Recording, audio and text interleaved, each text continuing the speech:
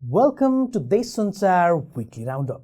It's your presenter AGRIM, and let us start with the major news from last week.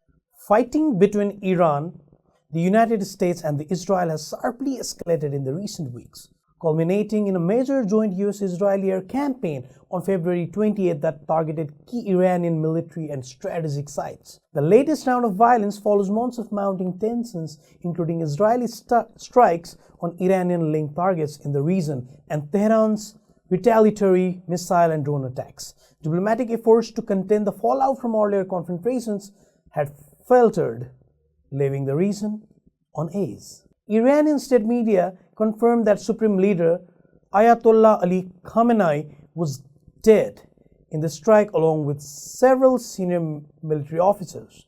The attack reportedly left more than 200 people dead across multiple provinces with hundreds injured. In response, Iran launched missile and drone attacks against US bases and Israeli positions, raising fears of a wider regional war and prompting urgent international calls for de-escalation.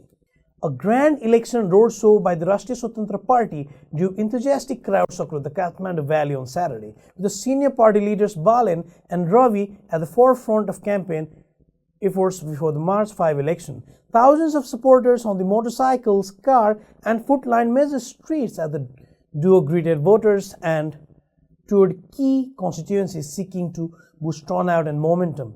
The rally marked one of the largest campaigns event in the capital this week, signaling strong public interest as the polls neared. Nepal's Ministry of Foreign Affairs today issued a strong advisory urging Nepali nationals in Israel, Iran, and the wider Middle East to remain vigilant and escalating conflicts following recent US-Israel attacks on Iran. MOFA, Ministry of Foreign Affairs, emphasized that Nepalis should stay indoors where possible following all local security instructions, avoid unnecessary and non-essential travel, and maintain regular contact with the Ministry of Kathmandu, the Embassy of the Nepal in Tel Aviv, and the Nepali Embassy in Doha for up-to-date guidance. The ministry also urged those planning trips to Israel or Iran to postpone their travel until the situation stabilizes and pledged to continue closely monitoring development affecting Nepalis abroad. Speaking at a press conference in Kathmandu, Foreign Minister Lieutenant General Balananda Sharma said the government is closely monitoring the security situation following the recent US-Israel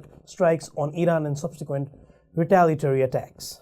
India and West Indies face a winner-takes-all clash in Super 8 Group 1 today. With a place in the T20 World Cup 2026 semi-finals on the line, both teams sit on 2 points each after 2 matches.